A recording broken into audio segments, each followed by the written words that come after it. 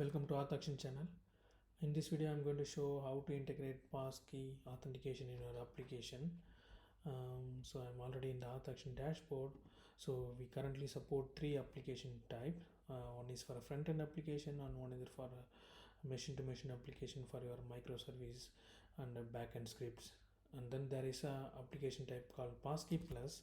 So if you use this application type, you can easily integrate passkey authentication in your application alongside your existing authentication mechanism. You don't need to replace your existing authentication flows. You can use your custom authentication solution or any other vendors, but you can integrate only passkey authentication using this application type. So you can use it for a user login page, and also you can use it for a settings page where you need additional security from the user, like asking again multiple times password. Instead of asking again password, you can simply ask passkey authentication in the highly secured operations or settings pages and so on. So in this video I'm going to show how to integrate passkey plus authentication in your application.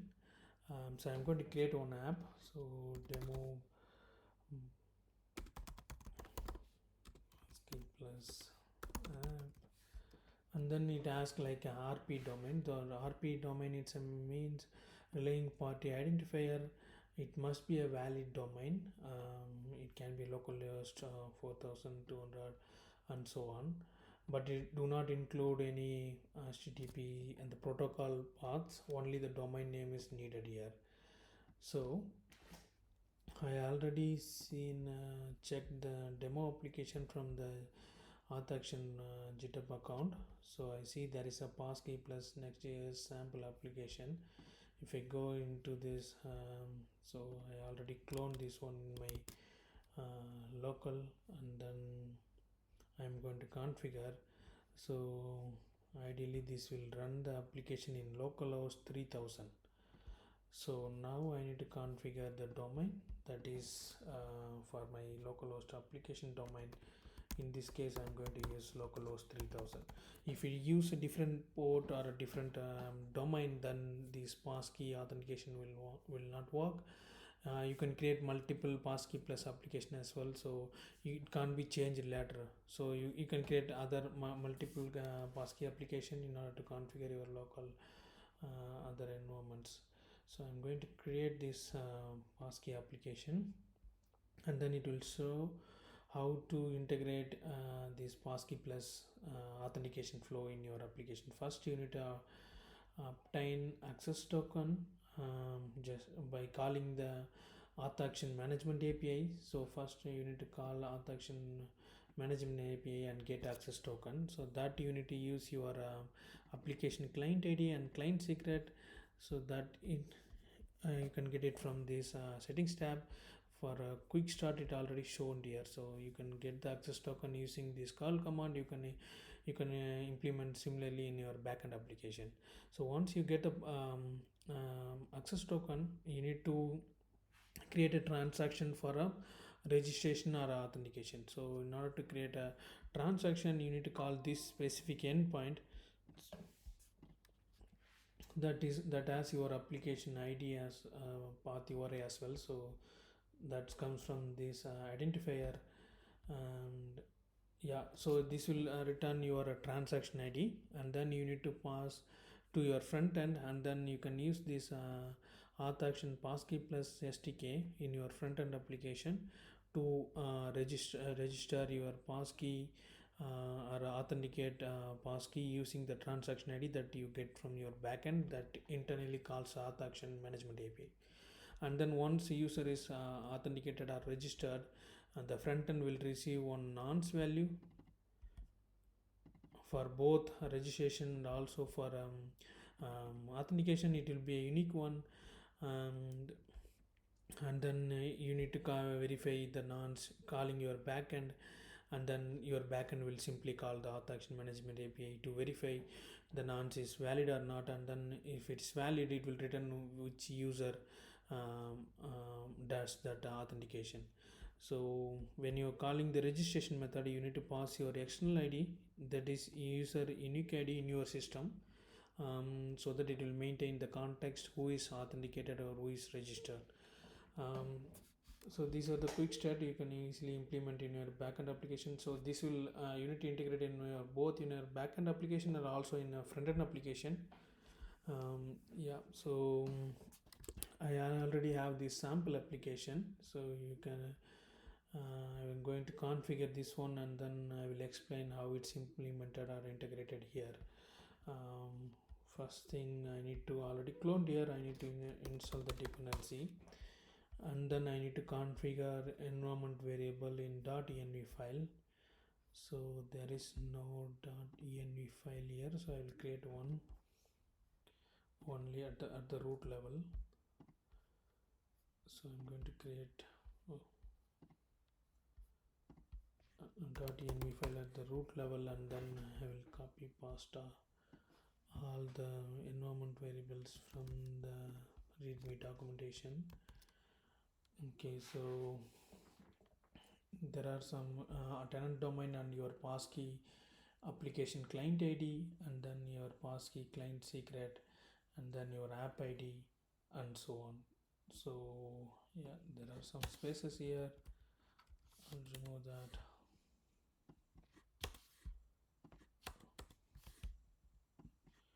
Yeah,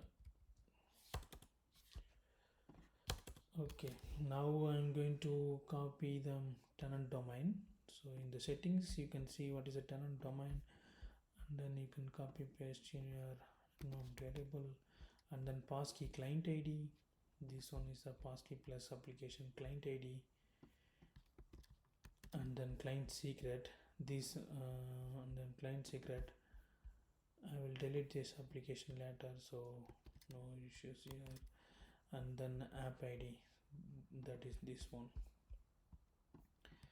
And then the we also need to pass the tenant domain in the front end. So the next is do the server side renderings. There are some backend APIs that use this backend environment variable for front end purpose. It will use a front end environment variable that starts with next underscore. So these are all client side environment variable. So I'm also need to configure app id here. Okay, I configured, and then I need to run the application using npm run dev.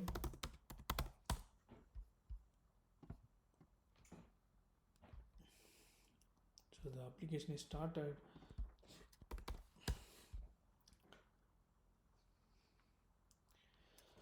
Okay, for demo purpose, the external ID and display names comes from the collected from the UI, but in general, you can get it that information from your backend and database. This one, like in order to register a new user, you need to pass external ID and display name. This is the unique ID from your system. It can be email or unique ID, anything. And then in display name, whenever user does the passkey in their machine, so they need to there will be a nice display name will be shown, that one. So in this demo app, for demo purpose, it's collected from the UI, so it need not to be implemented like this. So that's okay. So I'm going to use user 100 and then user 100 as a display name, and then I continue, and then first I'm going to register with passkey. This one you can do it in your application wherever you want, like once user is authenticated, you can show the registered passkey page. These are all customizable based on your need. The only thing is the flow is same. So I'm going to register passkey here, and then it called the backend, and then got this transaction id, and then in the front end SDK passing that transaction id, and then everything is correct. Now the user is requested to register a passkey here. So I'm using my touch id, and then it's done. So it's redirecting to dashboard just for a example purpose. So the user id is user 100. So I can show what happened here in the network tab. When I click the register um, app, it's called the API AuthKey Passkey register backend, and then it got the transaction ID, and the front end it's calling some registration option. This is specific to passkey, and then there is a register method called again, with some payload, right? So these are all passkey related thing. And then there is a verify method. This one, like, you need to verify the nonce that is you receive from the front end. So it's passing the transaction ID nonce value, and then in the back end that will verify which user is added the passkey, or which user authenticated via passkey. Yeah, so now I'm going to show the login via passkey option. So same user 100, user 100, and then I'm going to log in with passkey. It will show what are the passkeys already available in this machine for this domain. So there are a lot of users, demo user I tried previously. There is a user 100, that is the one currently I added. When I use that one, it will ask my passkey, and then I use that one, and then this passkey authentication succeeded, and it's redirecting back to the dashboard.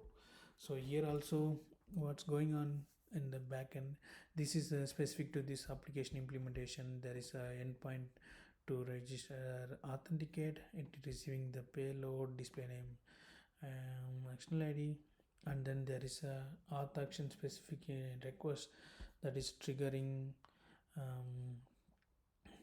options, and then it will triggering the actual authentication to that AuthAction specific domain with some passkey specific information. And then once it receive the nonce value, and then it will call the backend to verify the nonce. So once the nonce is verified, and then it will give the response which user logged in, and then your application knows, and then it can maintain the state, or it can perform other operation based on this. So I will go and explain in the code. It's little difficult from the UI. Okay, so there is backend endpoints. There are 3 endpoints here. One is for registration. So for registration, it's calling transaction register endpoint, and then getting the transaction ID from the response. And then similarly, there is an authenticate API from unit implement similarly in your backend.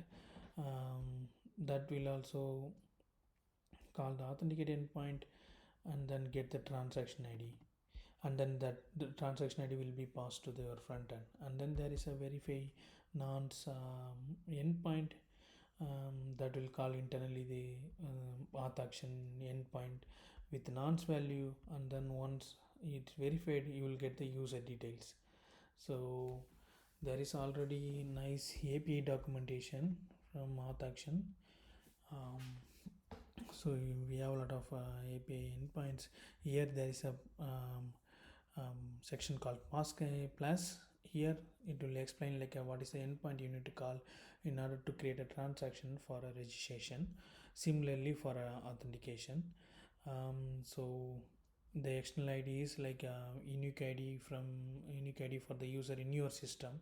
Similarly, once everything is done, authenticated or registered, you will receive the nonce, and then you need to verify that one nonce using this endpoint, and then you will get the details of structure like this, response structure like this. It will show like user email address, external ID. If it is already configured, it will show the email and everything. If not, it will be only shown external ID as well. And then you can also assign roles, plans, other stuff to the user using management APIs. There are other endpoints you can use, and then associate certain roles to that user You can also use role-based access control in your application. um, yeah, so this one clearly explained here in the quick start app. First you need to connect to the AuthAction management API. That is works because of this Passkey plus application by default have access to management APIs. That's why it works fine. And then once you get the access token, you can call all the endpoints from the management APIs. Yeah, so once you get the management API access token, I will create a separate video for that, how to do that. So we also did it here in this app as well, in this flow. Yeah, so once you get the access token, you can call all the management APIs.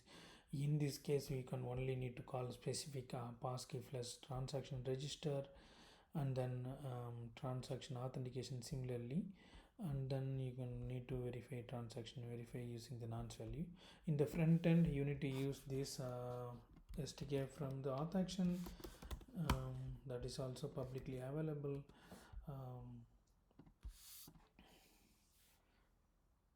Yeah, that is also publicly available. You can simply integrate in your front end application.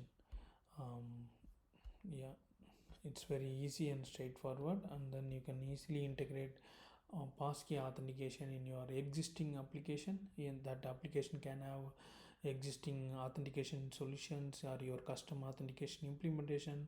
You don't need to entirely move or entirely you don't need to replace the entire authentication flow in your application. You can simply use passkey authentication from this passkey from AuthAction using passkey plus application. Yeah, thanks, happy coding.